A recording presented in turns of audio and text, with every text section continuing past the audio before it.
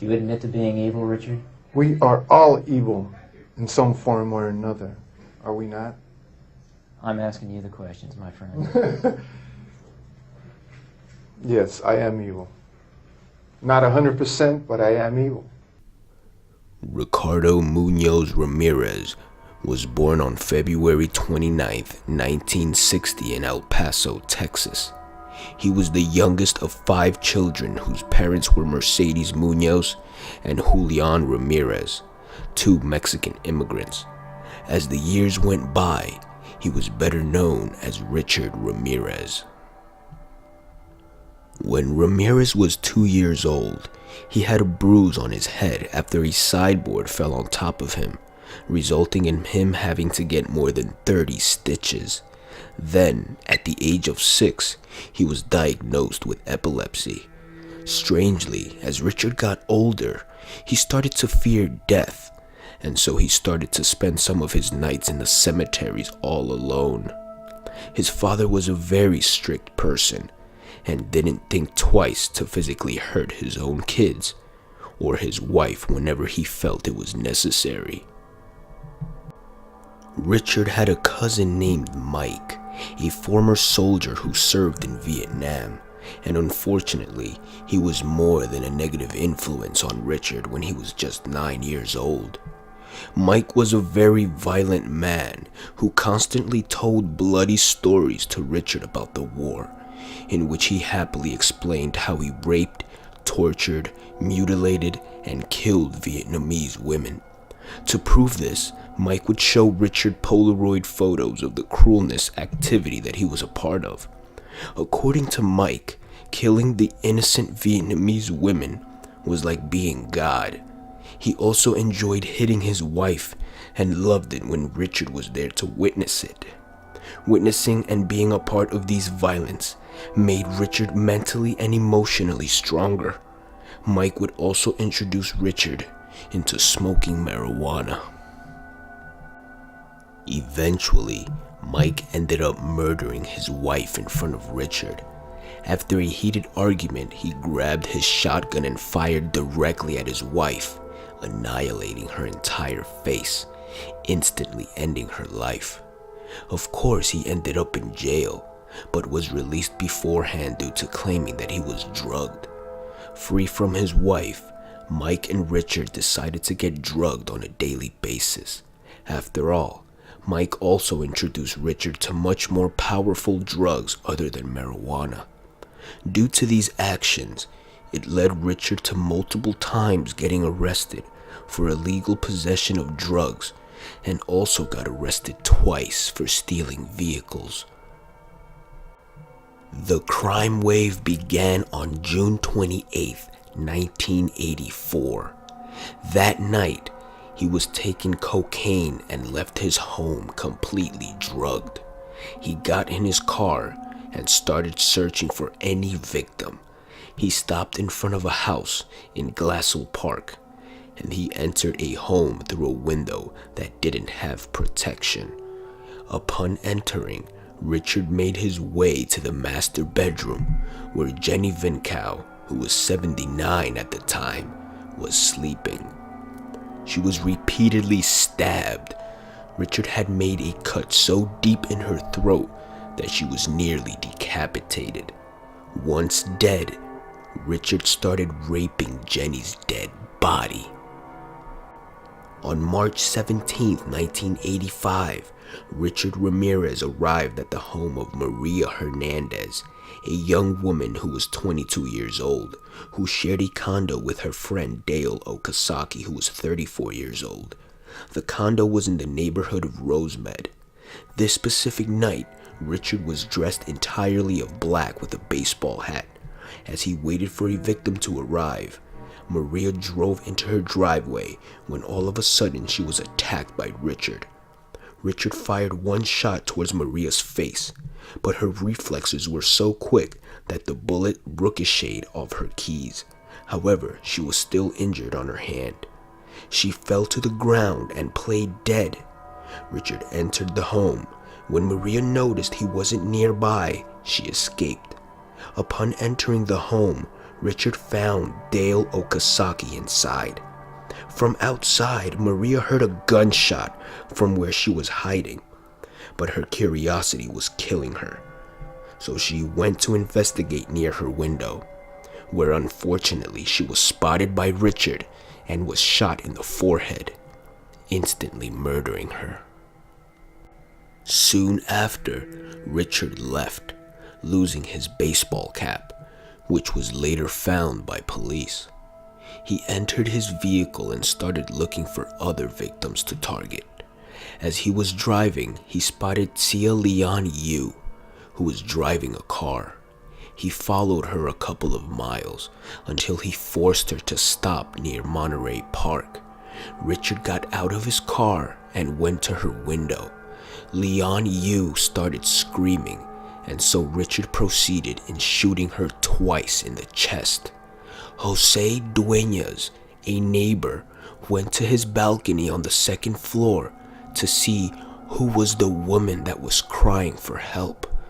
Dueñas went back inside and called police. He then went back to the balcony, but Richard was already fleeing.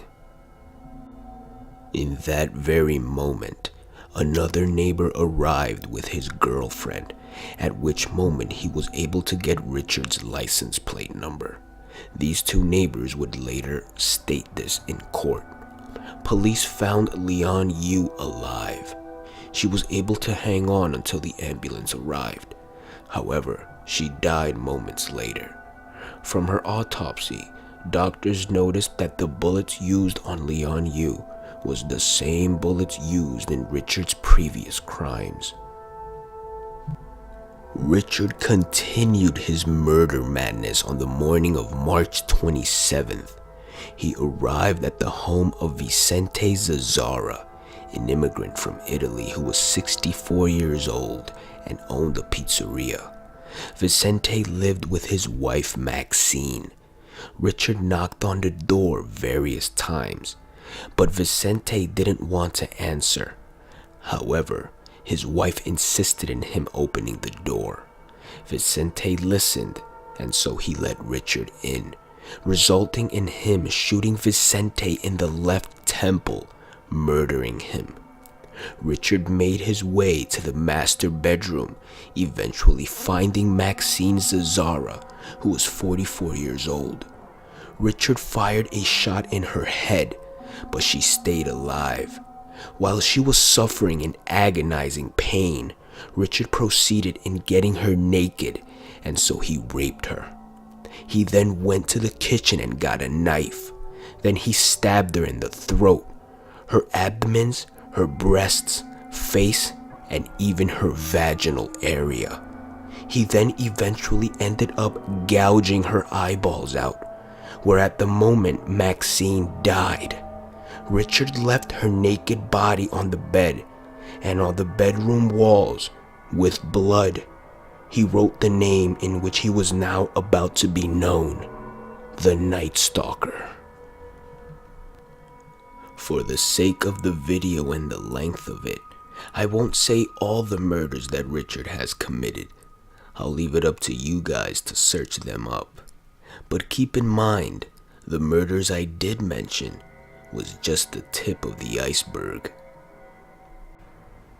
Followed by the murders of the Zazzaras, a full-scale police operation yielded no concrete results, and Ramirez repeated his attack pattern on pensioners William and Lily Doy in April of 1985.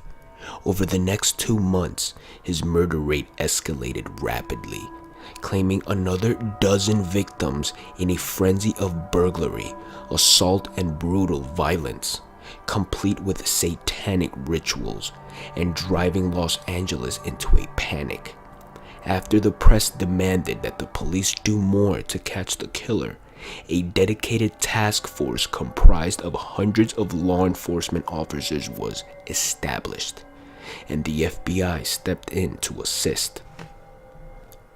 This relentless media and police pressure, aided with photo-fit descriptions from his surviving victims, forced Richard to leave the LA area that August. He moved north to San Francisco, taking his first victims there, Peter and Barbara Pan, on August 17th. His unmistakable MO, complete with satanic symbolism, meant that his Valley Intruder moniker was no longer applicable, so the press quickly coined a new name for the criminal, the Night Stalker, as most of the assaults took place at night at his victims' homes. Ramirez's next and final attack on August 24th, 1985, led to the identification of his stolen car by the victim 4 days later. After a televised appeal, the car was found, complete with his fingerprints inside, and his criminal record enabled the police to finally put an end to the Night Stalker.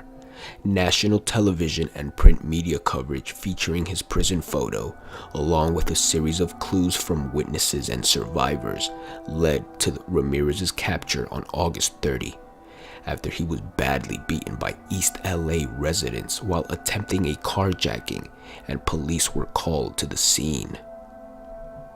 Ramirez claimed that he has been mistakenly identified and did everything possible to delay the onset of the trial, which saw him charged with 14 murders and 31 other felonies in connection to his killing spree.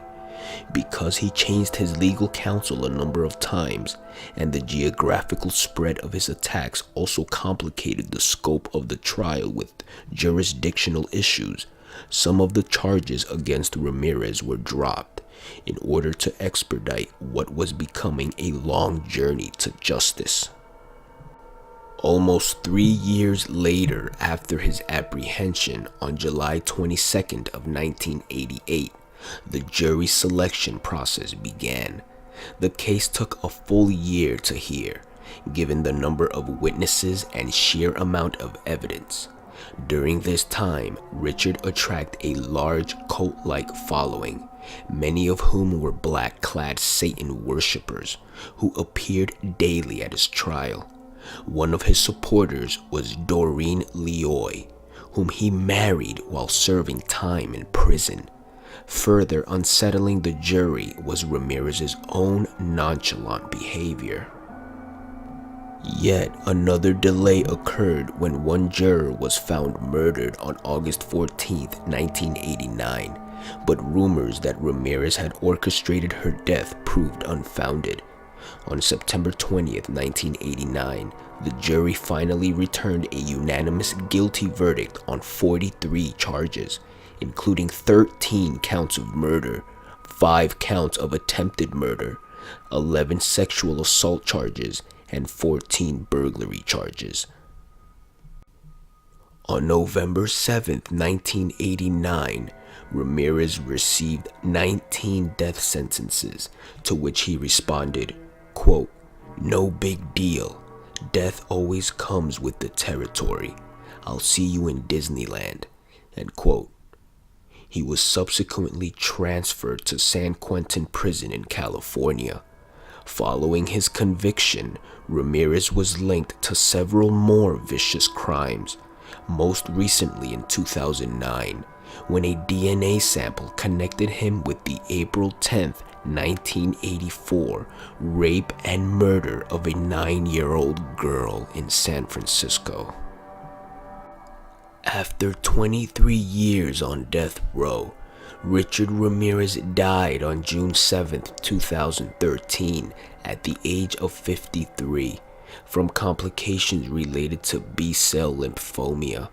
According to San Quentin corrections officers, Ramirez's death came shortly after he was taken to Marin General Hospital in Green Bay, California. Till this day, Richard is still considered one of the most ruthless, cold-blooded killers to ever step foot on Earth. He terrorized communities for years and made everybody feel unsafe even inside their own homes. Fortunately, for all the innocent people who were suffering from fear and anxiety due to his cruel actions, this came to an end. But one thing is for certain: make sure to keep your doors and windows locked at all times. You never know when a psychopath, devil-worshipping criminal might come after you.